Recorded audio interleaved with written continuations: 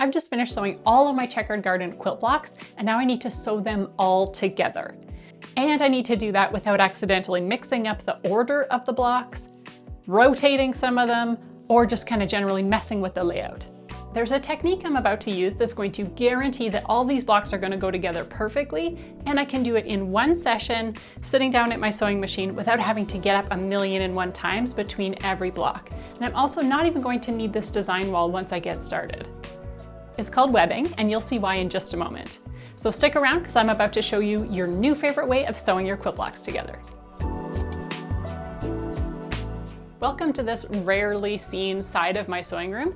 This is the wall that is opposite of my sewing desk. So my sewing machine normally sits right here, and I like that I can look at this wall and see my blocks as I make them and I stick them on my design wall. And that's a term we're going to use really loosely because my design wall in fact is just a scrap piece of batting that I thumbtacked to the wall 6 months ago thinking it would be a temporary solution, and guess what? It has stuck. So this is my design wall. Whenever I make quilt blocks, I stick them up here. And I have just finished all of these checkered garden quilt blocks. Gorgeous, love them, very excited about this quilt. And I've even got them in the order in which I want to sew them together. So that's a big plus. We are well on our way to getting this quilt put together. In the past, I was always taught that once you reach this stage, the thing you're supposed to do is that you're supposed to take this second block and put it on top of this first one and then sew down this edge. And then you would take this block and sew it to this one and this block to this one, etc., etc. But that's kind of a slow process, and it's not my favorite because then you're only working on one row at a time, and it's possible that you'll get your rows kind of mixed up. And also, I go to quilt retreats a lot, and when I'm at a quilt retreat and I'm working on a quilt, I can't monopolize the design wall. I have to get my blocks up there and get them off as soon as I possibly can so that other people can use those design walls. So instead, there's a better way. Instead of doing it the slow way, I'm actually gonna chain piece not only these quilt blocks, but the rows all at the same time. So this is going to go together so much faster than if I was doing it the old way of just working one row at a time. So let me explain what the general gist is. What I'm going to do is I am going to start by sewing this block to this block. So I'm going to flip it over so I'll be seeing the wrong side of this quilt block, and then I'll sew down this edge. But then, without cutting my thread, I'm immediately going to flip this one over and sew down this edge. And then I will keep doing that until I come to the end or the bottom of this quilt, once I've done all 5 rows. Then I am going to cut the thread on the sewing machine, and then I'm going to come back up here and I'm going to sew this block to this one. So now this one will be attached to this one will be attached to this one. Oh, I just lost some blocks from the wall. That's the one thing about this batting is that it does tend to, it's pretty soft and you can lose your blocks. But anyways, I'm going to sew this one to this one, and then without cutting the thread, I'm going to sew this one to this one. So by the time I'm done, the whole thing is going to be webbed together as if it was one giant spider web of a quilt. In order to be as efficient as possible, I'm actually going to remove every single one of these blocks from the design wall. I'm going to put them in one large pile, and I'm going to bring that pile to my sewing machine, and I'm just going to sew until all of those blocks are all attached into one giant spider web. I'm not going to pass go, I'm not going to collect $200. I'm just going to work off of one big pile and do it all at once. But if I want to do that, then that means I have to be pretty organized.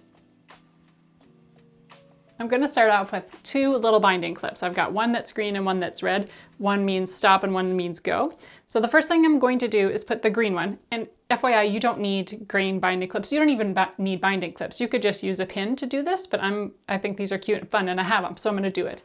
I'm going to take the green one and I'm going to put it in the top left-hand corner. And I'm going to be very happy that I've got long arms.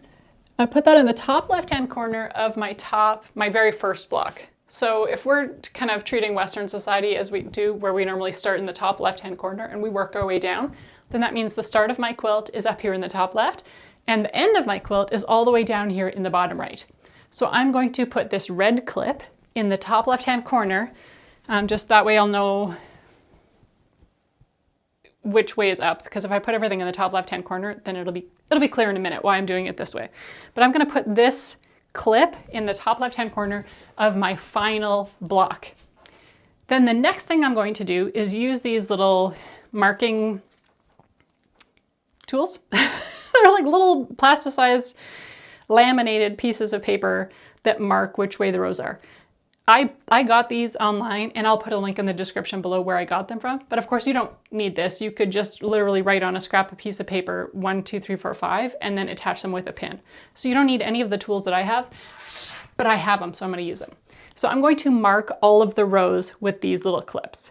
And I'm going to mark them on the left-hand side because, again, we start on the left-hand side. So let me do that, and I'll show you what it looks like.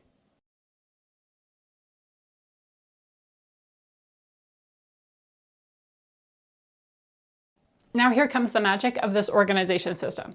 So I'm going to start with this bottom pair right here. And I'm going to take the block that is in the second column, flip it on top of the block that is in the first column, and then I am going to peel it off the wall without losing any of the other blocks, and I'm going to set it down on my work table exactly as the way it was. So no rotating, no twisting, none of that business. I'm just carrying it and putting it right there.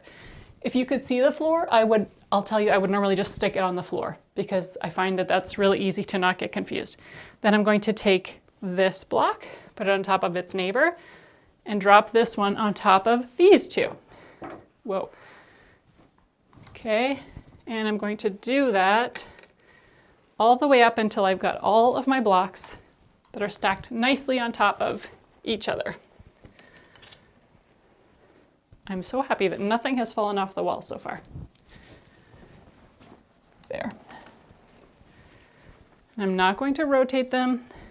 I'm not going to get them mixed up. I'm just going to lay them straight there. That's one pile. Now I'm going to work on the second pile, and I'm going to do the same thing. I could either take the bottom one and put it here, and then take the next one and put it on top. Or if you prefer to work from the top, you can just pick them up and put them in a row and put them into a pile. The thing that's important is that this block that's on top should be the one that was at the top of your quilt. I need to scooch these just to, hopefully they don't fall right off the table. I need to scooch them just a little bit to make a little bit more room. I'm going to do the same with column number 4. Oh, almost lost some. My T's in the way. Okay, and then same thing with this last set of blocks. These ones are, the blocks and the size of the quilt are obviously larger than the room, than I have room for. So we're just making do with what we have. Okay, so now I should have 4 piles. I started with 5 columns of quilt blocks, but I have 4 piles because this first pile has got 2 columns. Then I'm going to pick this one up and set it on top of this one, set it on top of this one, and set it on top of this one. And then take this big pile, take it to the sewing machine, and just keep on sewing until the whole thing is assembled. All right, I'm back on the normal side of my sewing room where you always see me. I've got my big studio light set up so it looks way brighter in here. We're not just using natural light. And I've got my pile of quilt blocks, which I now need to sew together. And I'm looking at the pile, and this is probably how it was set up on the desk. I know that it's not in the right order. I know that I need to rotate this pile like this. So what was that, 180 degrees? But if you're looking at your pile, the thing you should be seeing is the wrong side of one quilt block. And then if you were to peel that back, you would see the right side of a quilt block. And this quilt block should have a pin or a clip in the top left-hand corner. In my case, it happens to be green. Green is for go, and that means that this is the very start of my quilt. It is also labeled on the side, telling me which row this is. So this is row number 1. Then if I look all the way at the bottom of my pile of blocks, I should be seeing one that is face up, and it should have a pin or a clip in the top left-hand corner, and that is going to indicate that this is the last one. And so this is why I put the pins and clips in the top left-hand corner for both of them. That way when I'm looking at the pile and I see both clips, it's clear to me this is the top left-hand corner. Because if I had taken this clip and put it in the bottom right-hand corner, then if I was looking at this pile, it would be very hard to know if this was the top or if this was the top. So just in order to clarify and take away any guesswork, I just always put those pins or clips in the top left-hand corner. So what I'm going to do is I'm going to take these first 2 blocks and I'm going to sew them together down the side of this block. Without breaking the thread, I'm going to pick up the next 2 and then sew them together and then sew and sew and sew. When I come to the end of my pairs, it's going to be really obvious because the next piece that's going to be sitting there looking at me is going to be the right side of a quilt block. So that will tell me it's time to cut my thread on my machine, go back up to the top and start adding this one to the pairs that I've already done. So this is going to take a while. I'm just going to sit down and just sew, and I'll show you when I get to the first right side up quilt block.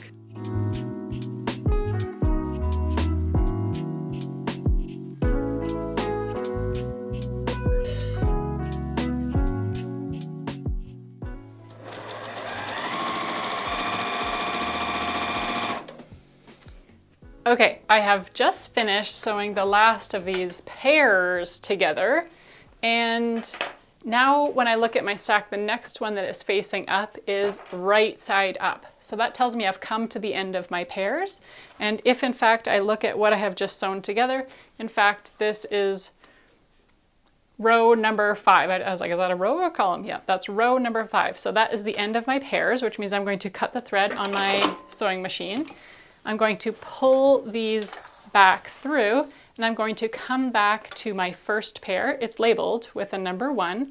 And now I'm going to take this next block and I'm going to place this on top of this second one in my pair and sew down the right edge of this.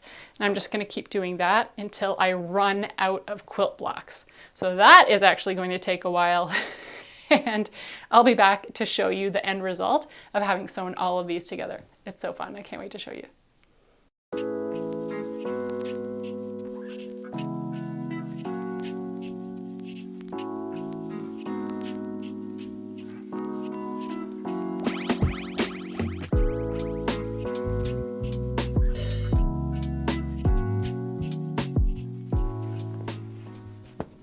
Last block, I know this because there's a clip on it, so I'm just gonna throw that on the floor, place it on top of its friend, and it is quite nice to have a table to do something like this because it helps manage the bulk as you're sewing such a large piece together.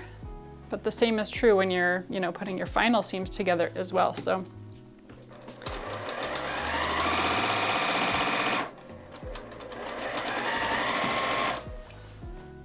and I just keep rearranging to manage the bulk and make sure that all the blocks are not pulling as I'm sewing. Because if the blocks are pulling on my sewing, it can sort of distort what I'm trying to do here. So I'm just lining things up, and this is my last couple of inches. Now let me show you what this looks like. Am I gonna have to stand on this chair? I'm pretty tall, but I don't know if you're gonna be able to see it all. So if I hold it up, you can see that the whole thing has been made into one giant spider web. It's pretty effective. It's pretty cute. Whole thing. So from this point, what I would actually do is I would simply press all of the seams in row 1, I don't know, let's say to the right, and then all of the seams in row 2 to the left, alternating all the way down till I got to the bottom of row 5, and then I would sew the rows together. Now, some people can do that pressing without having to clip apart these rows, but I can't do that. I just can't do it. So instead, what I'm going to do is clip these rows apart, take each row to my ironing table, and then press them in one direction or the other. And then I'm simply going to assemble those rows. I'm just going to sew them together 2 at a time and then 4 at a time until I've got the whole thing finished and I've got an assembled quilt top. So, okay, I just had a vision of spilling this tea everywhere. but I kind of want to fling this at you and show you how cute it looks. But I mean, come on! It's so cute, right? I am in love with this quilt top, that's for sure. Okay, so that is how you web a quilt top.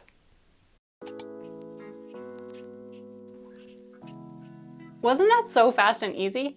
I love that with just a couple of labels and some clips, I was able to take all of my quilt blocks off of the design wall, put them in one nice neat stack, and then sew that stack together at my sewing machine without having to stop whatsoever. And I love this method because it's really fast, it's easy, and it makes it virtually impossible for me to screw up the layout of this.